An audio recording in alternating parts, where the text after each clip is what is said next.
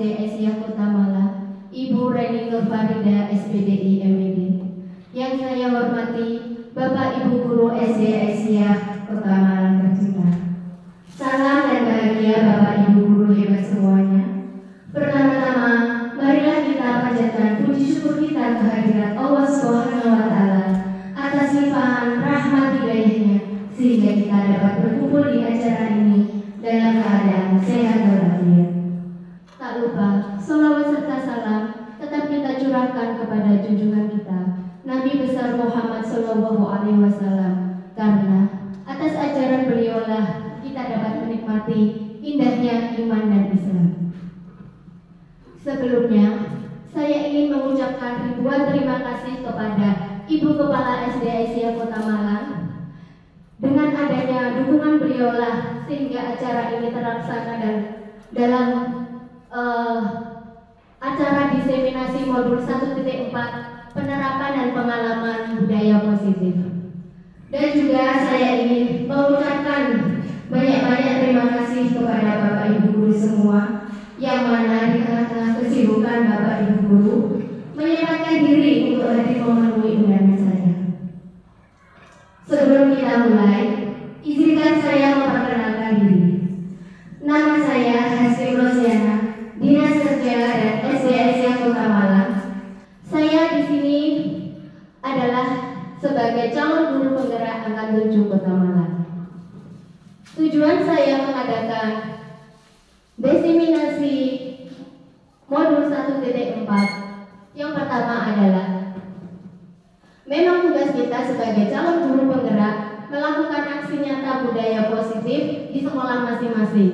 Kemudian yang kedua adalah saya ingin berbagi sedikit ilmu kepada Bapak Ibu Guru semua dari apa yang saya dapatkan di pendidikan guru penggerak. Karena ilmu apabila kita senang sendiri tentulah tidak akan bermanfaat. Jadi alangkah baiknya walaupun sedikit kita saling berbagi, ya Bapak Ibu. Kemudian yang ketiga, tujuan saya mengadakan acara ini untuk mengajak kerjasama dengan Bapak Ibu melakukan budaya positif di sekolah kita. Apabila hanya ada satu atau dua orang yang melaksanakan budaya tersebut, tentunya tidak akan berjalan atau tidak terlaksana dengan baik. Jadi, mari kita sama-sama bekerja sama, saling berkolaborasi untuk menciptakan budaya positif di sekolah kita. Dan juga saya berdiri di sini bukanlah saya yang paling hebat, bukanlah saya yang paling banyak ilmunya, tetapi di sini kita sama-sama belajar, sama-sama meningkatkan kemampuan kita atau kompetensi kita untuk membuat sekolah kita menjadi lebih baik lagi. Jadi kita sama-sama saling sharing, ya Bapak Ibu. Nah, pada siang ini kita akan membahas apa-apa yang terkait dengan budaya positif. Yang pertama adalah disiplin positif dan nilai-nilai kebajikan universal. Yang kedua, teori motivasi, dukungan, penghargaan dan restitusi. Yang ketiga, keyakinan kelas. Kemudian yang keempat, kebutuhan dasar manusia dan dunia berkualitas. Yang kelima, 5 posisi kontrol. Dan yang terakhir adalah segitiga restitusi.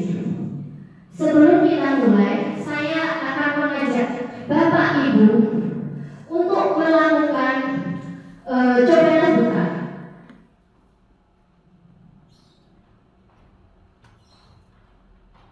Coba Bapak Ibu tirukan genggam tangan.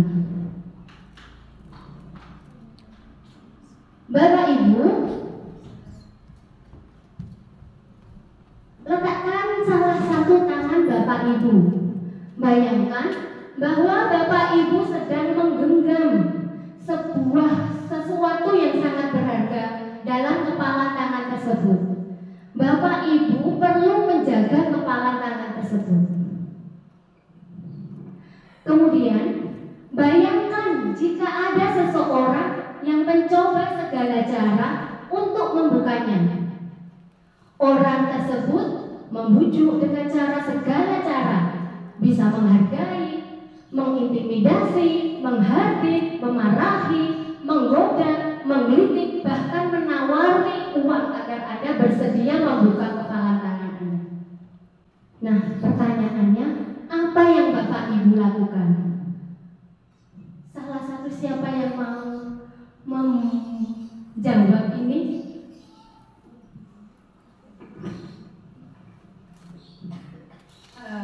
Bu Nena mencoba menjawab ya. Kalau saya diminta untuk membuka kepalan tangan, padahal maksudnya begini, kalau kepalan tangan tadi itu memang ada sesuatu yang baik, kemudian kita membuka itu untuk kemaslahatan masyarakat, itu akan saya buka.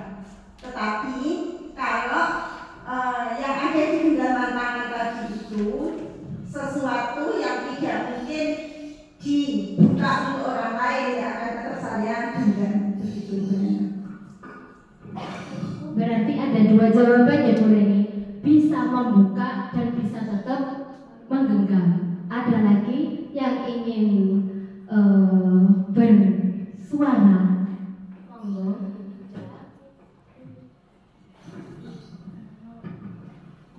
Terima kasih Bu Nana. Saya akan mencoba menjawab pertanyaan apa yang Bapak Ibu lakukan jika memang ada orang yang istilahnya ngotot ya untuk membuka kepala tangan saya. Padahal di tangan saya itu adalah sangat berharga bagi saya.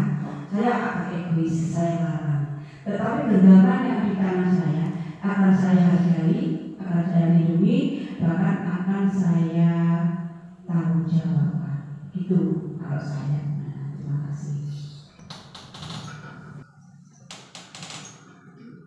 Terima kasih Bu Lulu. Baik, jawabannya sama deh. Ada bisa membuka dan bisa tetap ditutup. Bapak Ibu, sebenarnya kita membuka atau menutup itu karena kita mengontrol diri kita sendiri. Jadi tidak ada faktor dari luar. Jika misalnya tadi Bu Reni dan Bu Nunu membuka karena ada sesuatu yang urgent, misalnya misalnya ya ditawari uang bermiliar-miliar makanya dibuka gitu ya. Sebenarnya itu faktor dari luar. Sebenarnya kita mau menggenggam itu karena diri kita sendiri. Jadi itu Anda membuka itu bisa dibuka karena orang lain itu adalah hanya ilusi saja. Jadi yang mengontrol diri kita adalah diri kita sendiri, bukan orang lain.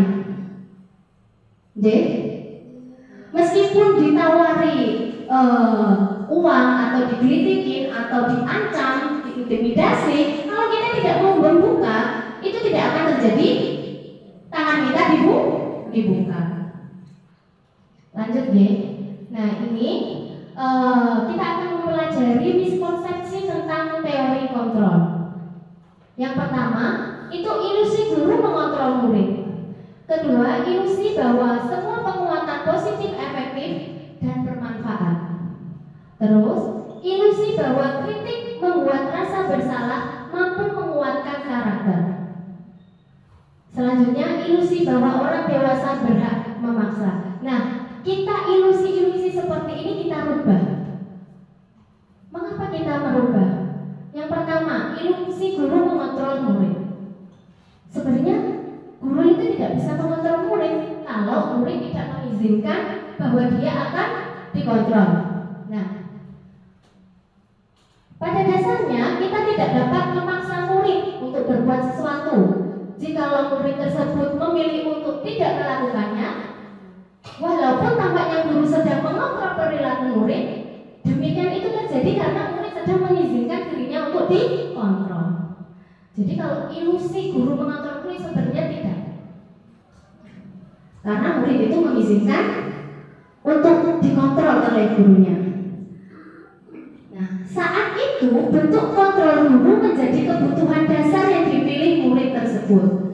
Teori kontrol menyatakan bahwa semua perilaku itu memiliki tujuan, bahkan terhadap perilaku yang tidak sesuai.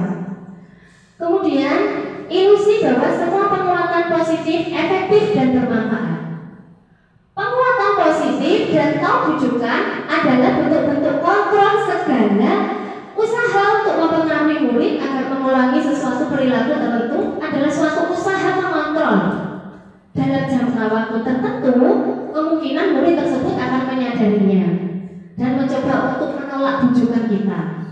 Jadi ini hanya ilusi saja. Selanjutnya, ilusi bahwa kritik dan membuat orang merasa bersalah itu dapat menguatkan karakter. Nah, menggunakan karakter dan rasa bersalah untuk mengontrol murid itu menuju pada identitas gagal murid. Mereka belajar untuk merasa buruk tentang diri mereka. Kadang-kala sulit bagi guru untuk mengidentifikasi bahwa mereka sedang melakukan perilaku ini, karena seringkali guru cukup menggunakan suara yang halus, biasanya menyindir, untuk menyampaikan pesan negatif. Nah, ini akan membuat anak itu pada identitas yang gagal. Selanjutnya, ilusi bahwa orang dewasa memiliki hak memaksa. Banyak orang dewasa yang percaya bahwa mereka memiliki tanggung jawab untuk membuat murid-murid berbuat hal-hal tertentu. Apapun yang dilakukan dapat diterima selama ada sebuah kemajuan berdasarkan sebuah pengukuran kinerja. Pada saat itu pula, orang dewasa akan menyadari bahwa perilaku memaksa tidak akan efektif untuk jangka waktu panjang dan hubungan permusuhan akan terbentuk. Ini ilusi bahwa kita orang dewasa itu memiliki hak untuk memaksa anak-anak. Nah, baik Bapak Ibu, kita akan ke materi perubahan paradigma stimulus respon ke teori kontrol. Stimulus respon itu tadi yang miskonsepsi tersebut. Nah, siapa sesungguhnya yang memiliki kontrol? Kalau di stimulus respon, kita mencoba mengubah orang agar berpandangan dengan kita, sama dengan kita. Padahal kalau di teori kontrol ini seharusnya kita ubah ya. Tadi kita berusaha memahami pandangan orang lain tentang dunia. Jadi nggak harus pandangannya sama dengan kita. Selanjutnya, perilaku buruk itu dilihat sebagai suatu kesalahan. Kalau di stimulus respon, kita rubah semua perilaku itu memiliki tujuan. Orang lain bisa mengontrol saya. Kita rubah hanya Anda yang bisa mengontrol diri Anda. Saya bisa mengontrol orang lain. Anda tidak bisa mengontrol orang lain. Pemaksaan ada pada saat rujukan gagal. Nah, kita rubah kolaborasi, kerjasama, dan konsensus, kesepakatan bersama menciptakan pilihan-pilihan baru. Model berpikir di stimulus respon ini menang kalah, sedangkan di teori kontrol ini berpikir menang-menang.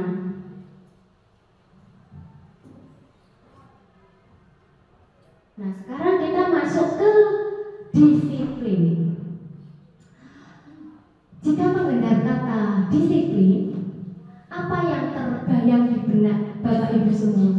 Apa yang terlintas di pikiran Bapak Ibu semua? Adakah yang mau menjawab? Ya, monggo. Disiplin saya itu seperti tepat waktu. Tepat waktu. Ya. Menurut Budia, disiplin itu tepat waktu, on time. Nah, disiplin itu kebanyakan orang mengkaitkan dengan tata tertib, peraturan yang harus dilaksanakan. Padahal sesungguhnya itu disiplin itu bukan untuk melakukan hukuman, bukan terkait dengan hukuman, begitu gitu. Kalau disiplin, kita coba mengurai apa makna kata disiplin. Disiplin itu dari bahasa Latin yang akar katanya dari disiplina, artinya belajar. Nah, akar kata disiplin itu sama dengan disipel, itu artinya murid atau pengikut. Nah, murid dan pengikut di sini dia akan mengikuti misalnya aliran atau ajaran sesuai dengan motivasi dirinya sendiri. Nah, disiplin diri membuat orang mengenali potensinya menuju sebuah tujuan yang dihargai. Yang dimaksud disiplin, jadi dari dua kata makna tadi kita dapat simpulkan di Budiah tadi ya. Dalam budaya kita, makna disiplin telah berubah menjadi sesuatu yang dilakukan seseorang pada orang lain untuk mendapat kepatuhan. Ini yang sekarang budaya kita itu maknanya seperti ini. Padahal tidak seperti itu. Nah, jadi kecenderungan umum adalah menghubungkan kata disiplin dengan ketidaknyamanan. Harus disiplin. Aduh, aku nanti piket, aku harus berangkat pagi. Itu kan merasa anak-anak tidak nyaman. Nah, kita dapat simpulkan bahwa makna disiplin itu adalah belajar mengontrol diri dengan menggali potensi kita agar tercapai tujuan mulia, yaitu menjadi seorang yang kita inginkan berdasarkan nilai-nilai yang kita hargai. Dengan kata lain, seseorang memiliki disiplin diri berarti mereka bisa bertanggung jawab terhadap apa yang dilakukannya karena mendasarkan tindakan pada nilai-nilai kebajikan universal. Nah, sebagai pendidik, tujuan kita adalah menciptakan anak-anak yang memiliki disiplin diri sehingga mereka berperilaku dengan mengacu pada nilai-nilai kebajikan universal dan memiliki motivasi intrinsik, motivasi dari dirinya sendiri, bukan motivasi yang ekstrinsik atau dari luar. Nah, ini sejalan dengan apa yang dikatakan Ki Hajar Dewantara. Untuk mewujudkan murid yang merdeka, syarat utamanya adalah disiplin diri yang kuat. Begitu. Jadi murid yang merdeka itu bukan berarti bebas pada peraturan, bebas pada tata tertib, ya. Merdeka itu adalah mempunyai disiplin yang kuat, tapi disiplin diri. Disiplin diri ini.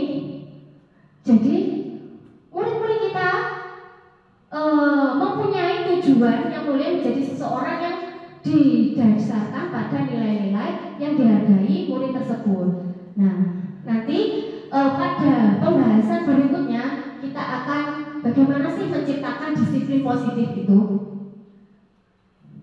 Selanjutnya, nah tadi kan ada disiplin yang berdasarkan dengan nilai-nilai kebajikan universal. Nah, nilai-nilai kebajikan universal itu adalah sifat-sifat positif manusia yang merupakan tujuan mulia yang ingin dicapai setiap individu. Nilai tersebut bersifat universal dan lintas bahasa, suku budaya, agama maupun latar belakang. Ini sesuai dengan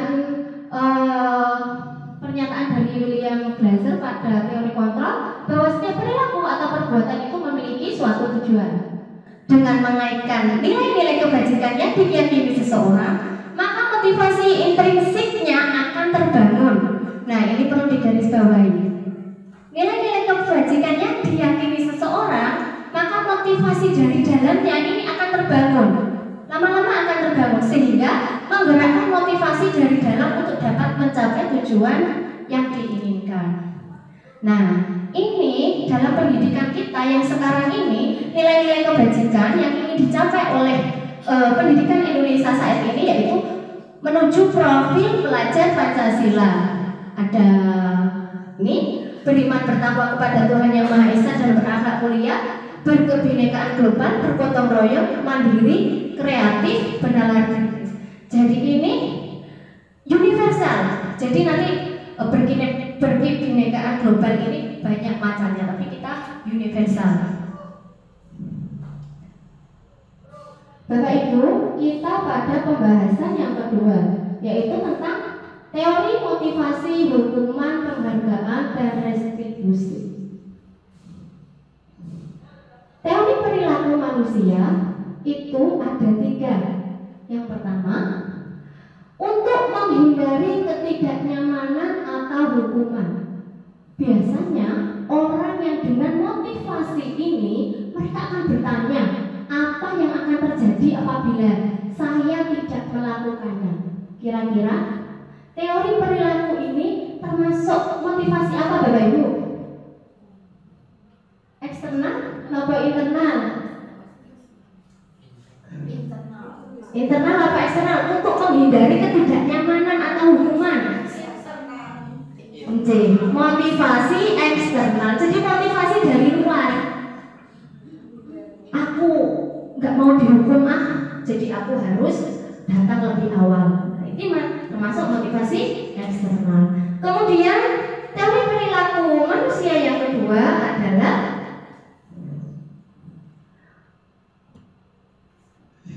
untuk mendapatkan imbalan dari orang lain atau institusi. Orang dengan teori motivasi ini akan bertanya, apa yang saya dapatkan apabila saya melakukannya? Saya dapat imbalan apa enggak? Menyenangkan untuk saya apa tidak? Gitu. Pernah nggak Bapak Ibu Anda itu senyum agar misalnya dipuji sama rekan Bapak Ibu? Baik. Kalau untuk mendapatkan imbalan dari orang lain itu termasuk motivasi apa Bapak Ibu? Internal atau eksternal? Ada yang internal, ada yang eksternal. Termasuk motivasi eksternal. Jadi motivasi 1 dan 2 tadi ya, motivasi menghindari hukuman dan motivasi untuk mendapatkan imbalan dari orang lain itu termasuk dalam motivasi eksternal. Sekarang perilaku manusia yang ketiga, yaitu untuk menghargai diri sendiri. Orang dengan motivasi seperti ini akan bertanya-tanya, saya akan menjadi orang seperti apa apabila saya melakukannya? Saya akan menjadi orang yang seperti apabila saya melakukannya. Gitu. Jadi dia sudah meyakini nilai-nilai tersebut, termasuk motivasi internal. Jadi dia sudah sadar, ya, sudah sadar dari pingsannya. Sudah ada motivasi diri dalam dirinya. Nah, motivasi internal inilah yang akan kita bahas, dan tujuan disiplin positif ini adalah nanti kita akan membentuk murid-murid kita memiliki motivasi internal. Nah, ini menurut Ki Hajar Dewantara. Merdeka. Merdeka itu artinya tidak hanya terlepas dari perintah, akan tetapi juga cakap buat memerintah diri sendiri. Tapi terkadang ya Bapak Ibu, anak-anak itu tidak mempunyai motivasi dalam dirinya sendiri. Nah, jika seperti itu berarti perlu bantuan pihak luar untuk membangun motivasi dalam dirinya. Tetapi kita hanya menguatkan saja. Nah, sekarang dihukum oleh penghargaan. Maksudnya apa sih Bapak Ibu dihukum oleh penghargaan? Ternyata bahwa penghargaan itu berlaku sama dengan hukuman. Jadi ketika Bapak Ibu memberi penghargaan, ternyata itu juga diartikan sama dengan hukuman. Dalam arti meminta atau membujuk seseorang melakukan sesuatu untuk memenuhi suatu tujuan tertentu dari orang yang meminta atau membujuk. Ayo kerjakan ini sampai selesai, nanti tak kasih uang 5.000. Nah, itu termasuk hukuman, bukan penghargaan. Jadi Bapak Ibu, lanjut deh. Nah, ternyata dari dorongan eksternal dan akan ada faktor ketergantungan. Dia nggak akan melakukan itu kalau nggak sama guru yang itu. Biasanya seperti itu. Nah, ini ada beberapa dampak dari pemberian penghargaan. Dampak yang pertama adalah pengaruh jangka pendek dan jangka panjang. Penghargaan itu bersifat menghukum. Penghargaan mengurangi ketepatan. Penghargaan itu tidak efektif dan penghargaan merusak hubungan. Penghargaan juga menurunkan kualitas. Penghargaan mematikan kreativitas dan penghargaan mengurangi motivasi intrinsiknya.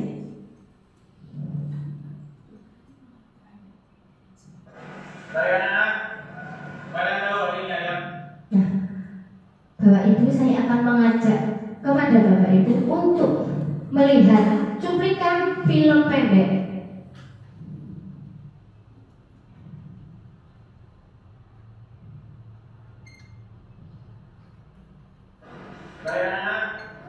Kalian tahu hari ini hari apa? Kamis. Maka saya sudah tahu kalau hari Kamis. Ini adalah hari pahlawan.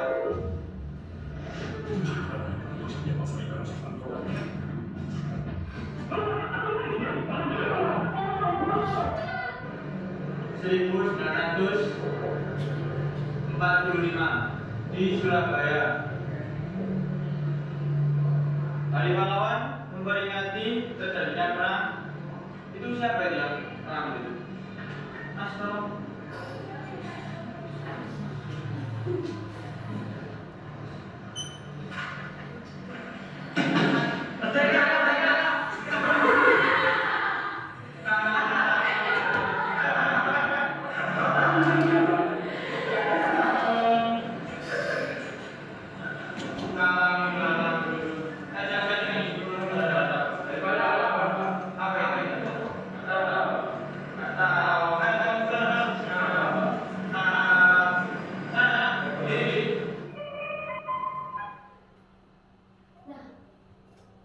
Baik, dari cuplikan film pendek tadi yang dilakukan Bapak guru tersebut termasuk hukuman atau konsekuensi? Ada yang menjawab konsekuensi, ada lagi? Termasuk hukuman atau konsekuensi? Ada dua-duanya. Ada yang menjawab konsekuensi. Bapak Ibu, yang dilakukan Bapak guru pada film tadi itu adalah termasuk hukuman. Karena apa? Karena anak melamun itu tidak ada hubungannya dengan pelajaran, dan hukuman itu biasanya bersifat spontan tanpa ada kesepakatan terlebih dahulu. Nah, itu namanya hukuman. Gitu nggih. Nah, sekarang kita akan mencari tahu perbedaan hukuman atau konsekuensi. Kalau konsekuensi ini sudah ada peraturan dan sudah diketahui oleh murid. Kalau hukuman itu biasanya bersifat spontan. Juk-juk, push up kamu, gitu. Padahal nggak ada aturannya untuk push up. Belum disepakati bersama. Oke, perbedaan hukuman atau konsekuensi. Yang pertama, karena terlambat ke sekolah, siswa menulis kalimat 100 kali di dalam buku, saya tidak akan terlambat lagi. Termasuk hukuman atau konsekuensi? Iya, benar, hukuman. Lanjut. Lari mengelilingi lapangan basket 2 kali karena terlambat hadir di sekolah. Hukuman atau konsekuensi? Pinter Bu dia, hukuman. Selanjutnya, menggantikan kertas tugas teman yang telah dicoret-coret, termasuk hukuman atau konsekuensi? Benar, konsekuensi. Selanjutnya, murid diminta untuk push up 15 kali karena tidak menggunakan masker di sekolah. Hukuman. Lanjut. Membersihkan tumpahan air di meja tulis karena tersenggol pada saat belajar. Iya, konsekuensi. Selanjutnya, murid disuruh untuk tidak mengenakan sepatu seharian di sekolah karena tidak menggunakan sepatu hitam. Tidak mengenakan sepatu seharian di sekolah. Disuruh untuk tidak mengenakan sepatu seharian di sekolah. Hukuman atau konsekuensi? Hukuman.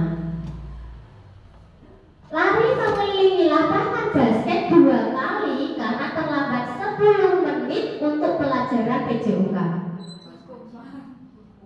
Ada hukuman, ada konsekuensi. Konsekuensi. Nah, ini perbedaan hukuman dan konsekuensi. Kalau hukuman itu sesuatu yang menyakitkan yang harus terjadi, sedangkan konsekuensi sesuatu yang harus terjadi. Ya.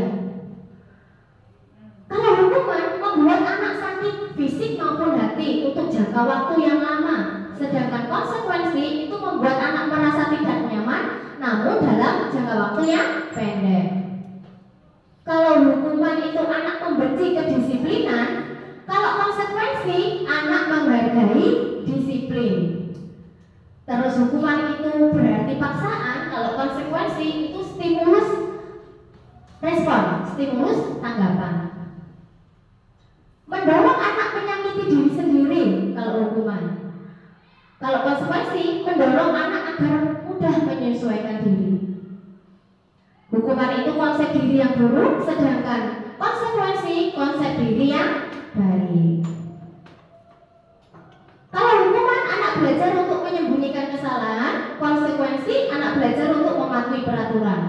Hukuman itu dia merasa marah, dipermalukan dan merasa tidak dihargai. Kalau konsekuensi itu hanya kehilangan hak, dibuat tidak nyaman dan diasingkan untuk sementara.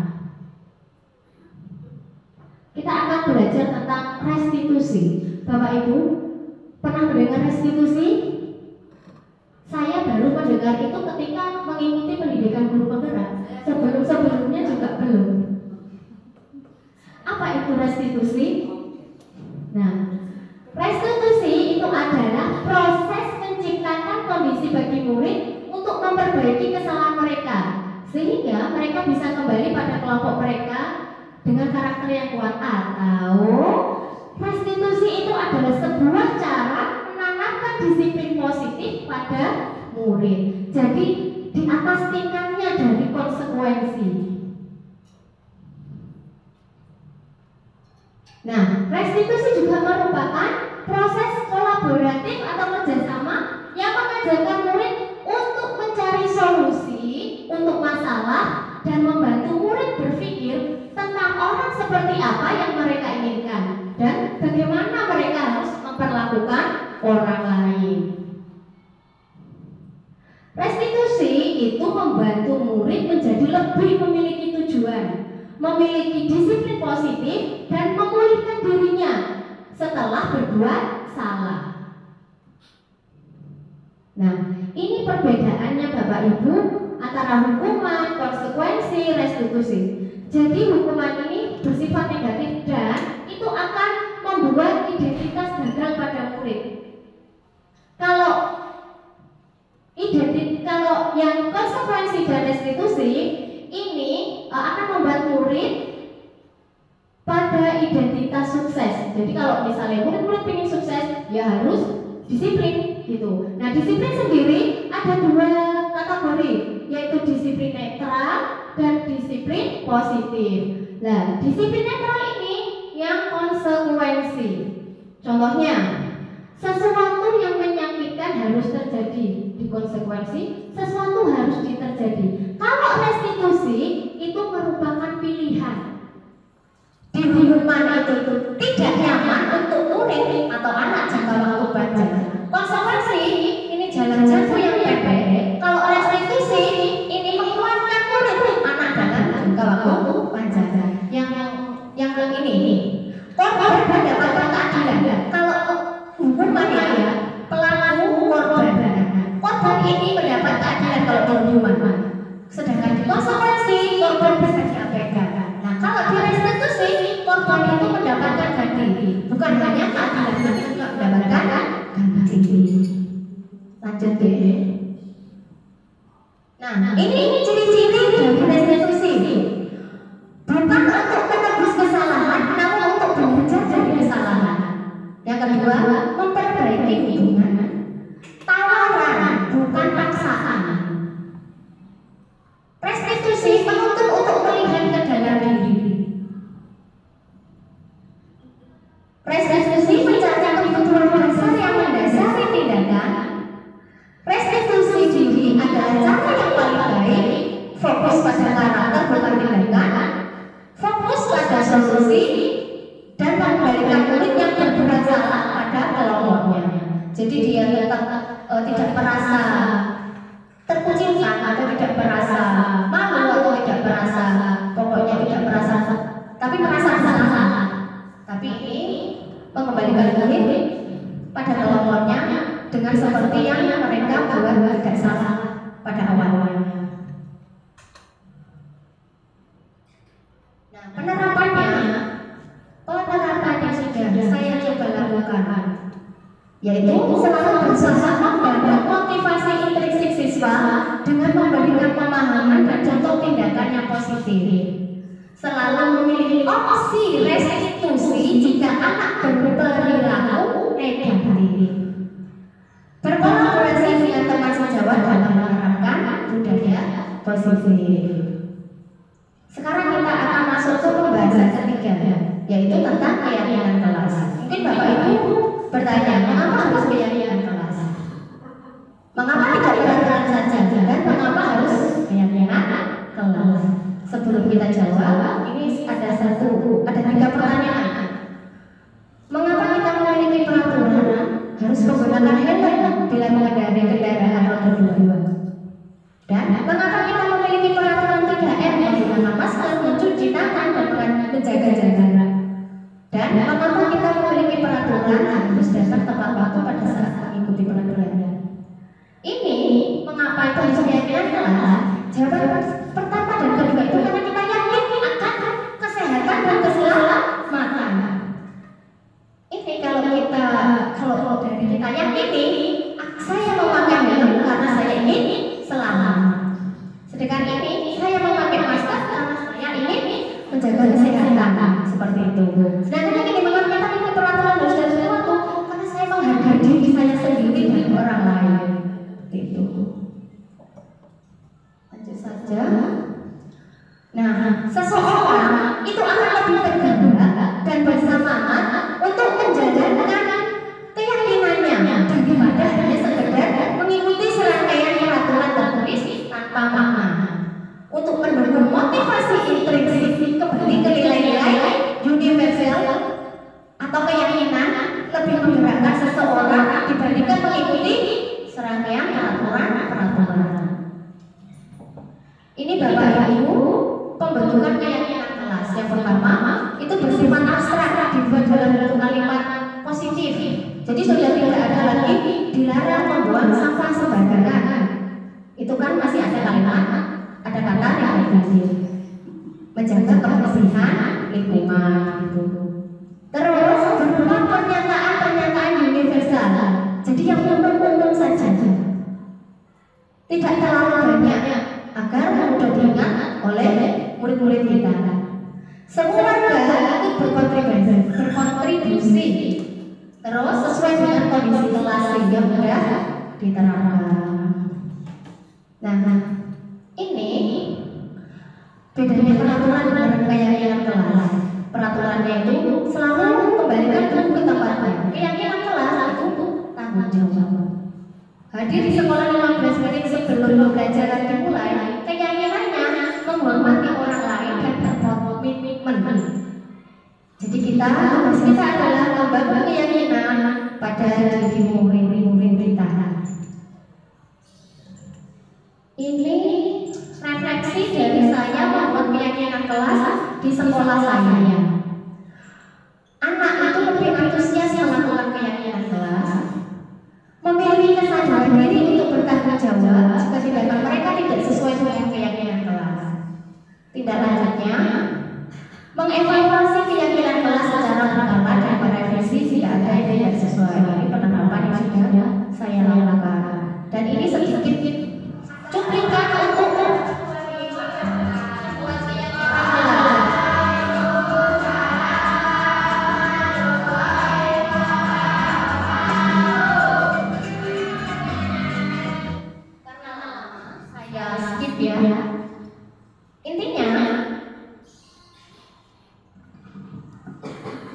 membuat keyakinan kelas itu. Jadi anak-anak itu curah pendapat, melakukan curah pendapat, terus anak-anak menuliskan keyakinannya.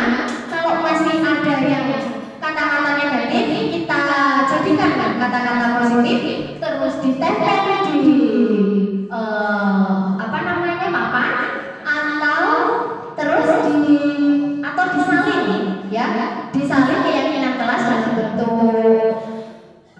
hiburan batu.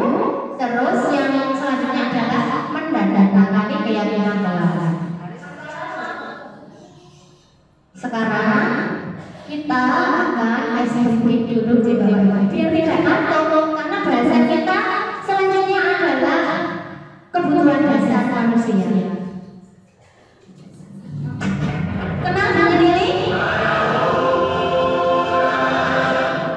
Nanti diikuti ya.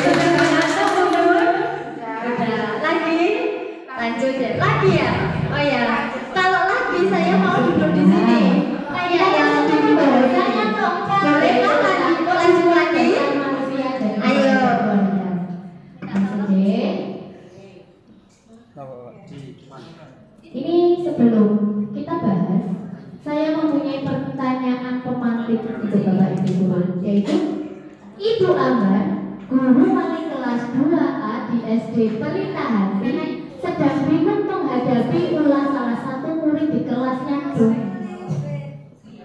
Beberapa anak di kelas 2A telah datang padanya dan mengeluhkan dosen seringkali meminta bekal makan siang mereka dengan paksa. Jika Anda menghadapi situasi seperti Ibu Ambar, kira-kira apa alasan Doni melakukan hal itu? Ada yang mau jawab? Bentar ya. Kira-kira Doni melakukan seperti itu? Kita langsung deh Bapak Ibu. Jadi ini 5 kebutuhan dasar manusia. Nanti teori ini akan menjawab kasus Bu Ambar tadi. 5 kebutuhan dasar manusia yaitu yang pertama bertahan hidup, kedua kasih sayang dan rasa diterima, kebebasan, kesenangan, penguasaan. Jadi ini kebutuhan dasar manusia. Nah, ini jawabannya Bapak Ibu. Yang pertama kebutuhan bertahan hidup. Kebutuhan bertahan hidup itu adalah kebutuhan misalnya kesehatan. Pada kasus Doni tadi, apabila jawaban Doni karena ia lapar dan orang tuanya tidak membawa bekal makan siang, maka kebutuhan dasar itu berusaha dipenuhi oleh Doni adalah kebutuhan untuk bertahan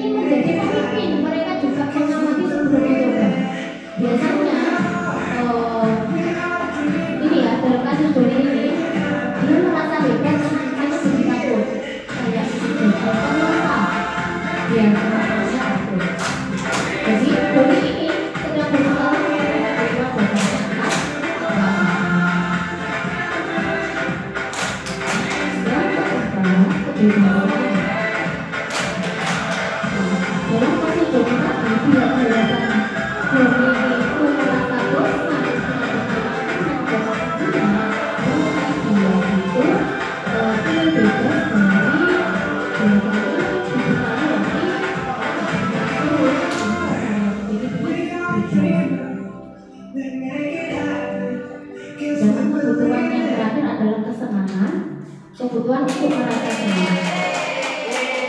Anak-anak bangsa juga besar kesenangan yang tinggi biasanya ingin menikmati apa yang dilakukan. Mereka juga berkonsentrasi tinggi saat mengerjakan hal yang disenangi. Dalam kasus ini, Kita masih ke pembahasan yang keempat, yaitu tentang kebutuhan dasar manusia dan dunia berkualitas. karena diambil makan saja dan menurut dia ekspresi teman-temannya itu lucu, maka Ini sebelum kita bahas, saya mempunyai pertanyaan romantis untuk apakah Bapak itu Ibu, kebutuhan yaitu yang Ibu Ami, guru wali kelas 2A di SD Pelita Hati, sedang bingung menghadapi ulah salah satu murid di kelasnya dong. Beberapa anak di kelas 2A telah datang padanya dan mengeluhkan Doni yang seringkali meminta bekal makan siang mereka dengan paksa. ada enam. Jika Anda menghadapi situasi seperti Ibu Ambar, Maksudnya apa? kira-kira apa alasan Doni melakukan hal itu? Ada di posisi kontrol yang mana? Yang pertama, Kira-kira Doni posisi melakukan seperti pembentuk. itu. Yang kedua, posisi pembuat orang merasa bersalah. Yang ketiga, posisi teman. Yang keempat, posisi pemantau. Dan yang kelima, posisi manajer. Nah, ini saya akan mengajak Bapak Ibu untuk melihat posisi-posisi kontrol yang ada di dan penerapannya yang ada di video ini. Yang pertama adalah posisi penghukum.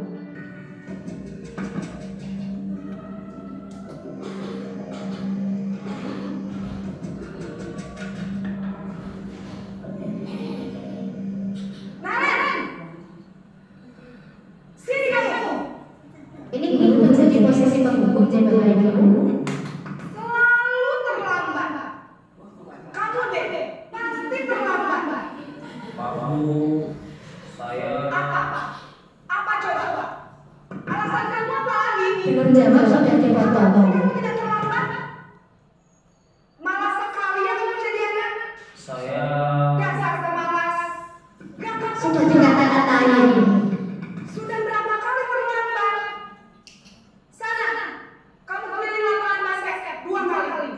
kenapa saya harus pergi ke lapangan basket, Bu? Kenapa? Kamu melawan ibu. Berani-beraninya jawab. Sudah terlambat, masih berani jawab pula. Sekarang keliling lapangan basket 5 kali sekalian. Biar tak kok. Cepat. Pergi sana ke lapangan basket. Yang kedua adalah sebagai posisi pembuat merasa bersalah.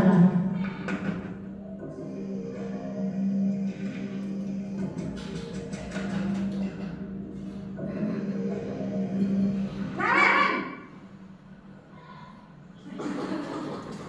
Selamat pagi, Bu.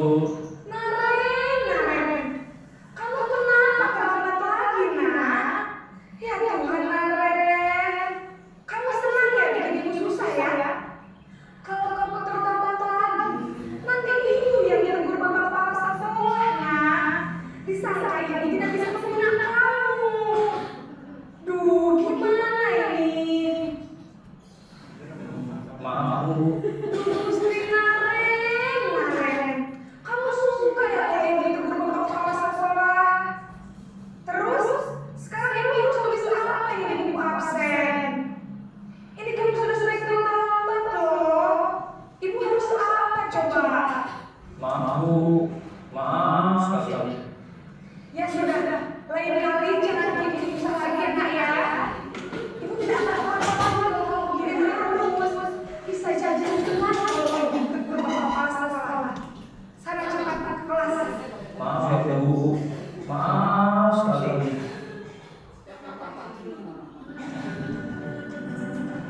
Yang ketiga, guru sebagai posisi teman.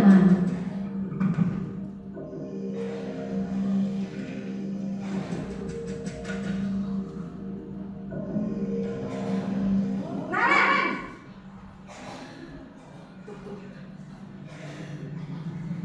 Selamat pagi, Bu. Wah, sudah jam berapa ini nak? Terlambat lagi ya sayang. Iya, Bu. Habis ibu saya mau bangunkan saya, Bu. Kamu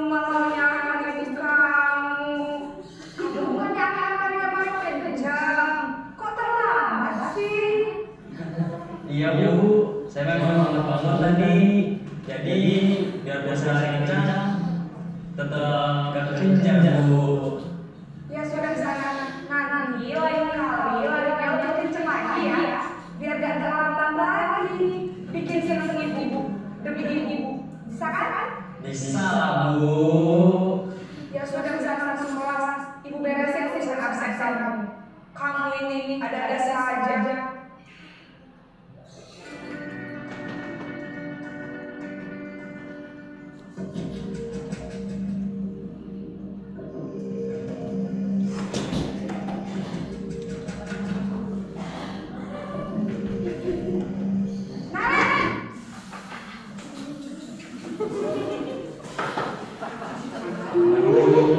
Nah, Ren, apa peraturan sekolah kita tentang jam berapa kita harus ke sekolah mana?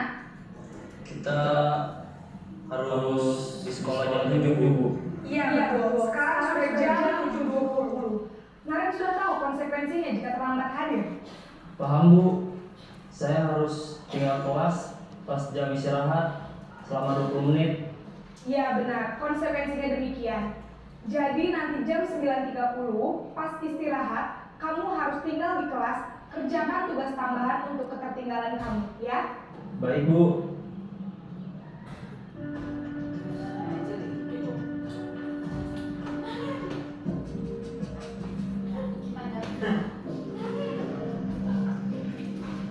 Posisi yang kelima adalah guru sebagai manajer.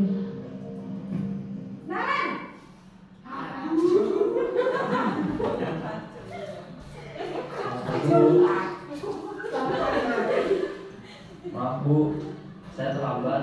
Iya, sekolah masuknya jam 7, sekarang sudah jam 7.20. Jadi sekarang bagaimana ini, Ren? Maaf Bu, saya lupa setel alarm saya semalam. Baiklah, menurut kamu, keyakinan sekolah yang mana yang perlu kamu tingkatkan? Menghargai diri sendiri dan orang lain mungkin ya Bu. Setuju. Jadi, apakah Naren meyakini prinsip saling menghormati tersebut? Iya Bu, saya meyakininya. Apakah Naren bersedia memperbaiki masalah keterlambatan ini? Bersedia Bu. Bagaimana kamu akan perbaiki masalah keterlambatan ini? Saya akan coba untuk tidak lupa menyetel alarm saya Bu. Baik, kalau Naren lupa menyetel alarm di rumah, ada orang yang kira-kira bisa bantu mengingatkan tidak? Ada Bu, kakak saya, Kak Emma. Ada lagi selain Kak Emma? Selain Kak Emma, ada ibu saya. Baik, jadi yang mengingatkan Naren adalah Kak Emma dan ibu kamu ya? Kira-kira akan mulai setel alarm kapan nih Naren? Setelah pulang sekolah, akan segera saya lakukan. Baik, jadi Naren akan setel alarm untuk bangun besok pagi dan akan diingatkan oleh kakak dan ibu dan Naren ya. Ada lagi yang mungkin perlu dilakukan Naren agar tidak terlambat bangun lagi? Tidak ada Bu. Baik Naren, terima kasih untuk kerjasama kamu. Sekarang kamu perlu kembali ke kelas untuk belajar. Baik Bu, terima kasih.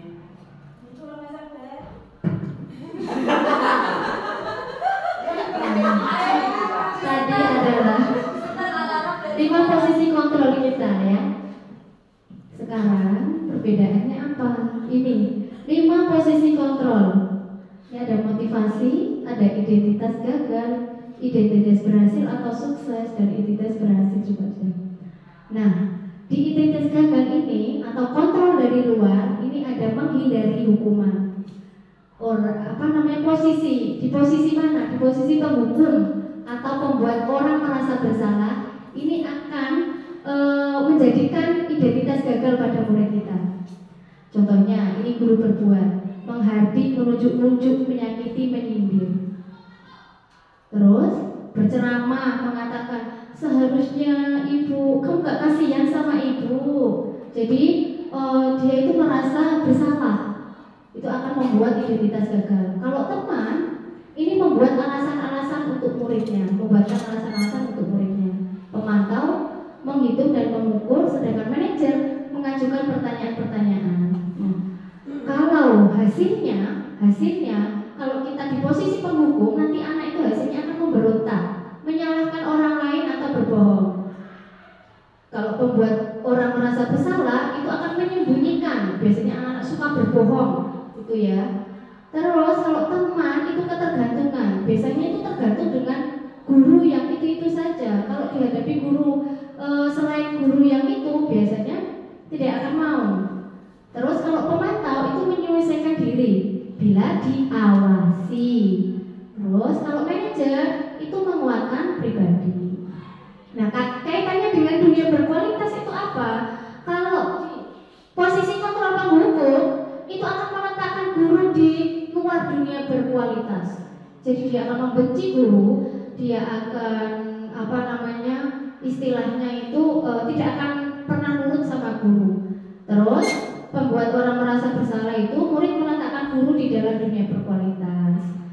Sedangkan teman itu juga meletakkan guru sebagai orang yang sangat penting di dunia.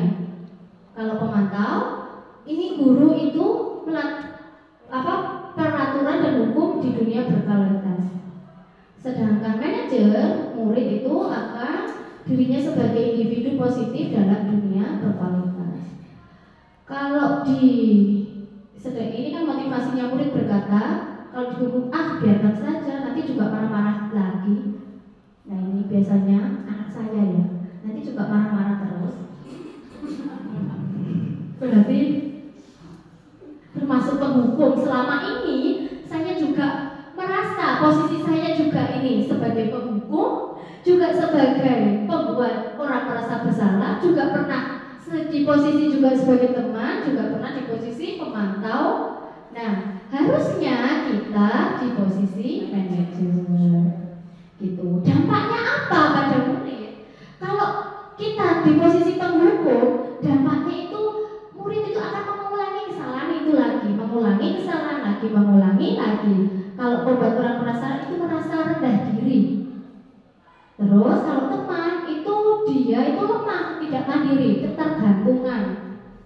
Kalau pemantau ini dititik beratkan pada sanksi atau hadiah untuk dirinya. Jadi masih motivasi eksternal. Kalau yang pemantau ini, yang manajer itu dia akan mengevaluasi diri, bagaimana cara memperbaiki diri. Jadi kalau kita sekarang harus di posisi manajer, sebisa mungkin kita di posisi manajer. Sekarang pertanyaan. Oh, pernyataan. Ya sama pertanyaan ya, karena saya bertanya nanti. Saya kecewa sekali dengan kamu. Kira-kira siapa yang mengatakan ya? Penghukum, pembuat orang merasa bersalah, teman, pemantau, atau manajer? Pembuat orang merasa bersalah. Iya, pinter. Pembuat orang merasa bersalah. Yang kedua, kamu tidak pernah benar melakukannya. Siapa yang mengatakan ini? Penghukum. Iya, penghukum. Selanjutnya, ayolah lakukan demi ibu bapak. Siapa yang mengatakan? Iya, teman. Selanjutnya, apakah kamu mau mendapatkan stiker bintang hari ini? Stiker senyum hari ini? Siapa ya? Iya, pemantau. Selanjutnya, bagaimana kamu bisa menyelesaikan masalah ini? Iya, pinter, manajer. Tepuk tangan. Selanjutnya, kamu selalu yang paling terakhir. Iya, penghukum yang mengatakan.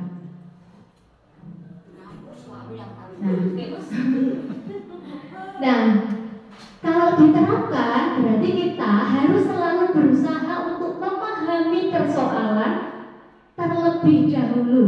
Jadi sebagai guru, kita sekarang harus memahami persoalan terlebih dahulu dan tidak gegabah menghukum anak jika melakukan kesalahan. Yang kedua, mencari tahu penyebab dan coba menggali kebutuhan dasar apa yang tidak dapat dipenuhi oleh anak tersebut sehingga melakukan hal negatif. Dengan begitu, kita dapat mencari solusi yang tepat. Sudahkah Bapak Ibu melakukan melakukan seperti ini? Iya, kadang-kadang ya sama. Iya.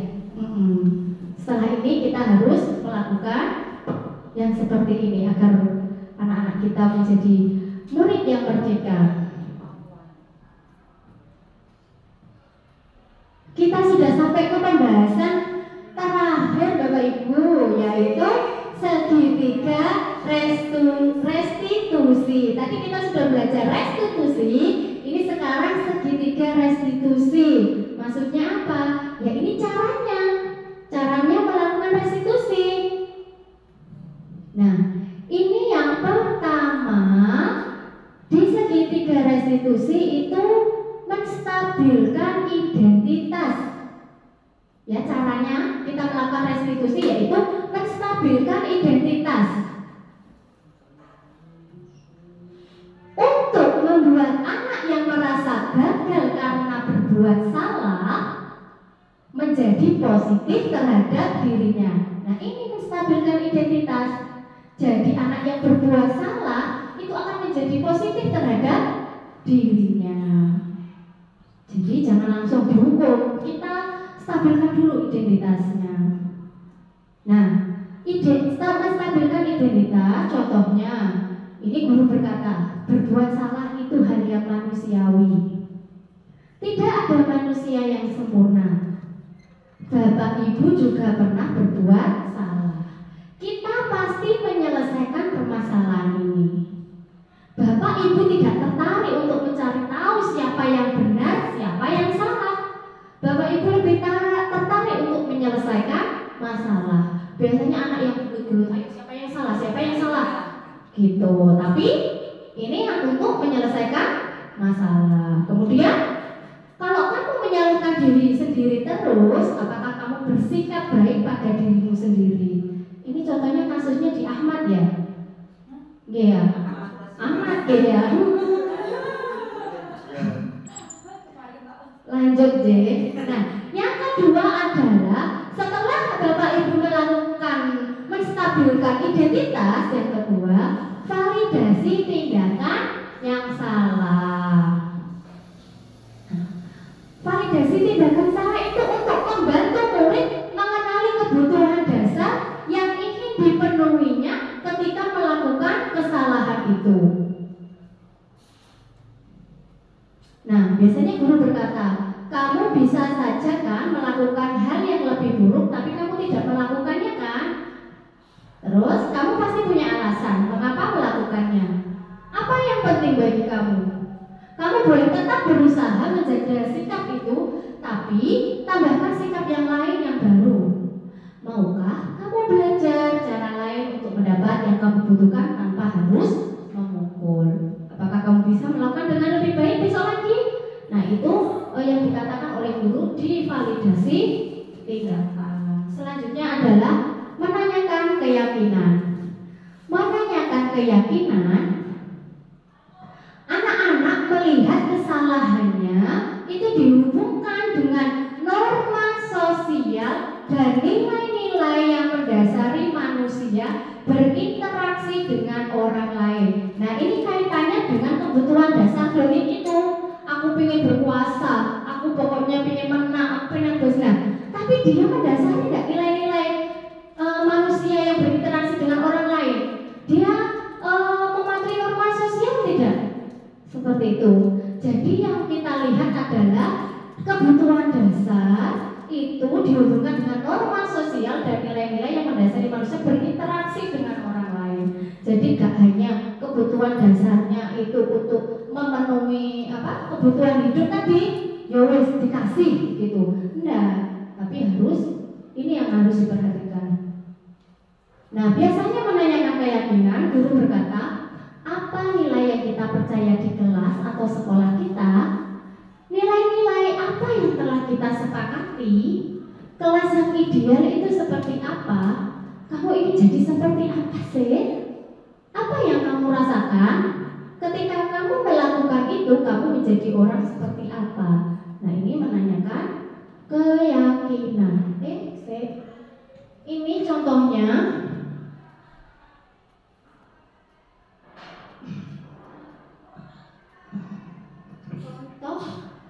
saya terapkan di kelas saya. Sebentar.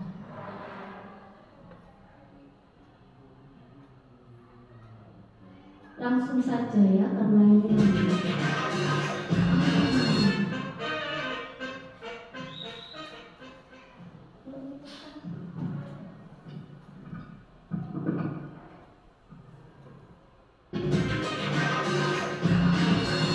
tugas saya di pendidikan guru penggerak Bapak Ibu. Kayaknya setiap minggu kita membuat tugas-tugas. Pada kesempatan kali ini saya akan memaparkan tugas 1.4. Langsung saja.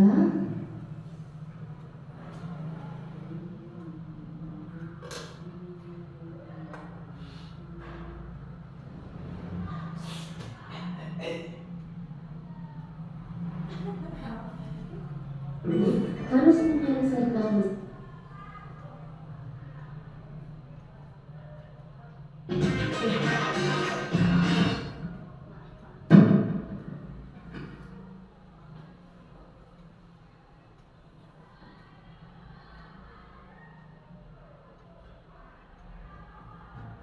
dengan baik menggunakan tahapan segitiga restitusi.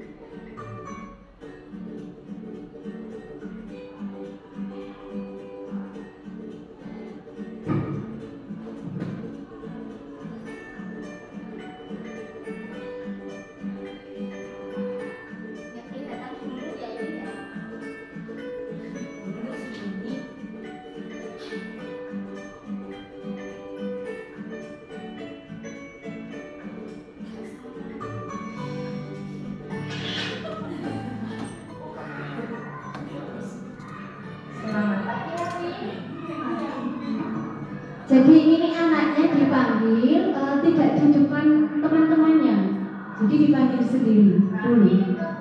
Kenapa dipanggil Bunana ke sini? Ini yang pertama, validasi tindakan yang salah. Berangkat ke sekolahnya jam berapa? Jam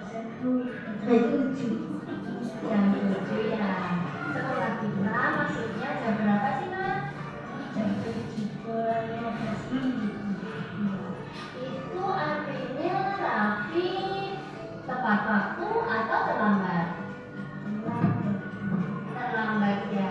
Validasi tindakan yang salah ini Bapak Ibu. Tidak baik ya. Ya. Berarti terlambat itu termasuk tindakan yang salah. Gini ya Raffi ya. Semua manusia pasti Ini menstabilkan identitas.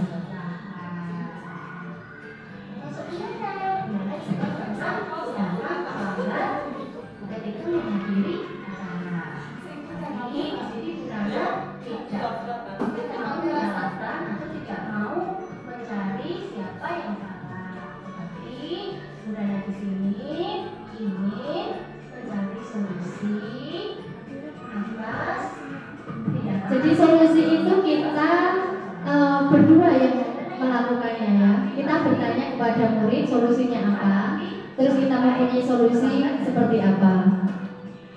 Coba ceritakan ke anak kenapa Raffi datang ke kelas? Tidur kemalaman. Tidur kemalaman itu ngapain itu? Tidur kemalaman. Kamu ngapain aja?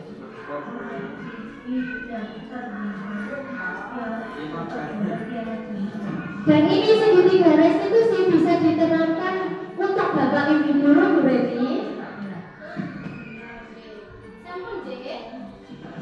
Kita langsung lanjut, tinggal satu slide. Nah, ini adalah rangkuman dari yang kita bahas siang hari ini.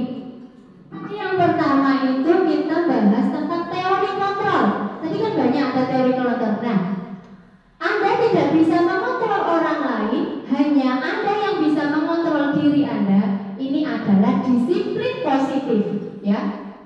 Sedangkan semua perilaku memiliki tujuan, ini berkaitan dengan teori motivasi, nilai-nilai kebajikan universal dan keyakinan kelas. Semua perilaku itu memiliki tujuan. model berpikir menang-menang, kolaborasi dan konsensus menciptakan pilihan-pilihan baru. Ini di 5 posisi kontrol dan segitiga restitusi. Yang terakhir, realitas kebutuhan kita berbeda. Kita berusaha memahami pemandangan orang lain tentang dunia. Setiap orang memiliki gambaran berbeda. Nah, ini di 5 kebutuhan dasar manusia.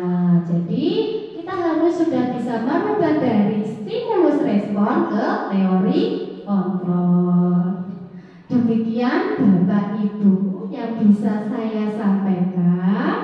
Nah, sebelumnya saya ingin mengucapkan permintaan maaf jika materi ini kurang berkenan atau Bapak Ibu tidak puas, karena saya mendapatkan materi ini itu kurang lebih 2 minggu, tetapi untuk Bapak Ibu hanya 1 jam, kurang lebih 1 jam, jadi banyak kekurangannya. Nah, sekian dari saya. Jika ada perkataan saya yang menyinggung hati Bapak Ibu, saya ucapkan mohon maaf sebesar-besarnya. Saya akhiri. Wassalamualaikum warahmatullahi wabarakatuh.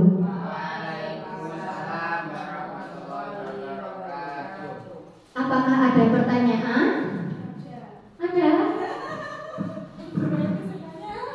Monggo bertanya. Nanti kalau saya tidak bisa menjawab, nanti akan dijawab oleh kepala sekolah.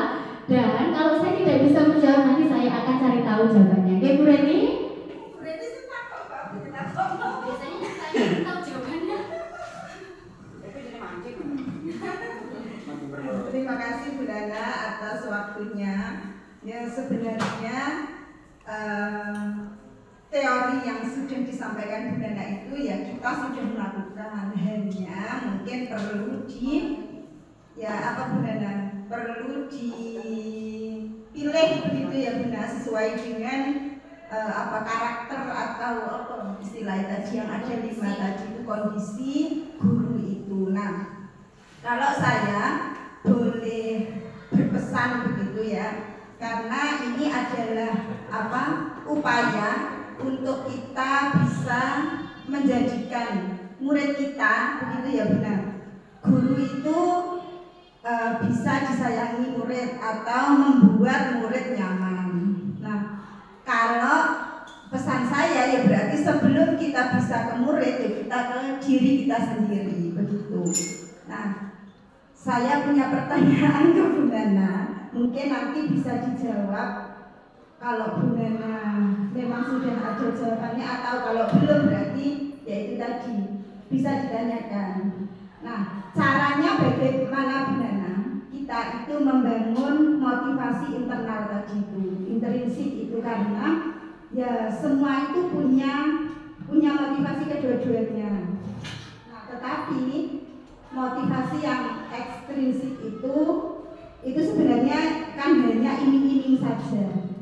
Yang seharusnya kita lakukan itu kan motivasi dalam diri kita itu. Tetapi kalau menurut saya itu akan lebih sulit begitu Bu Nana, motivasi internal itu diterapkan daripada motivasi eksternal. Mungkin Bu Nana punya trik begitu setelah melakukan atau mengikuti pelatihan-pelatihan yang banyak itu. Terima kasih Bu Reni. Saya coba menjawab ya Bu Reni. Bagaimana kita mempunyai motivasi intrinsik ya, atau cara kita. Yang pertama, kalau pertanyaan tadi bagaimana cara murid-murid kita agar bisa nyaman dan senang, gitu ya. Kita benar kata Bu Reni, kita harus merubah diri kita sendiri. Kita harus menjadi teladan dulu ya. Kalau di Ki Hajar Dewantara itu ada Tuturi Handayani, begitu nggih? Ing ngarsa sungkulada ing madya mangun karsa tuturi Handayani. Jadi kita itu memberi contoh dulu, mungkin seperti itu, ya. Bagaimana kita memberi contoh sedangkan kita masih mempunyai motivasi 1 dan 2 tadi eksternal. Ya kita berarti harus mempunyai motivasi intrinsik. Nah, bagaimana tips-tips fisik, ya kita meyakini kayak beriman dan bertakwa kepada Allah. Kalau kita beriman, itu kita sholat. Berarti kalau kita nggak sholat, itu anda belum beriman kepada Allah. Jadi kita bentuk keyakinan dulu, Bu Reni. Benar-benar yakin, benar-benar ingin jadi ingin kedepannya itu jadi apa anak-anak itu, dan kita itu ingin jadi apa. Kita tanyakan pada diri sendiri, keyakinan apa yang mendasari kita untuk melakukan sesuatu. Dan keyakinan itu kalau kita misalnya tidak ada hukuman, tidak ada imbalan, kita itu akan melaksanakan dengan sendirinya kalau kita sudah yakin begitu. Nah, untuk membangun keyakinan kayak tadi, ya kita curah pendapat dulu. Kalau memang mau menerapkan peraturan di sekolah, kita melakukan curah pendapat dulu seperti itu. Jadi tidak hanya salah satu pihak saja yang mengeluarkan pendapat, semuanya. Mungkin seperti itu, Bu Reni. Mohon maaf jika tidak berkenan. Nanti saya akan tanyakan ke teman-teman di pendidikan guru penggerak. Bapak Ibu, gimana Bu Reni? Sama deh. Nah, Bapak Ibu mungkin tidak, atau mungkin ada pertanyaan atau menanggapi atau mau menambahkan. Sampun deh. Terima kasih banyak Bapak Ibu guru. Saya mengucapkan beribu-ribu terima kasih dan saya mohon maaf menyita waktu Bapak Ibu. Ya, saya ulangi lagi ya Bapak Ibu, saya akhiri. Kita sama-sama membaca doa hamdalah dan doa kafaratul majlis. Alhamdulillahirabbil alamin. Subhanakallahumma wa bihamdika asyhadu an la ilaha illa anta astaghfiruka wa atubu ilaik. Sekian. Salam dan bahagia. Wassalamualaikum warahmatullahi wabarakatuh.